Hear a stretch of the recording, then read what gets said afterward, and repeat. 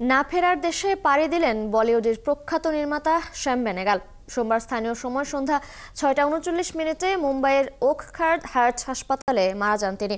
ভারতের গণমাধ্যমকে খবরটি নিশ্চিত করেছেন শ্যাম বেনেগালের মেয়ে পিয়া বেনেগাল।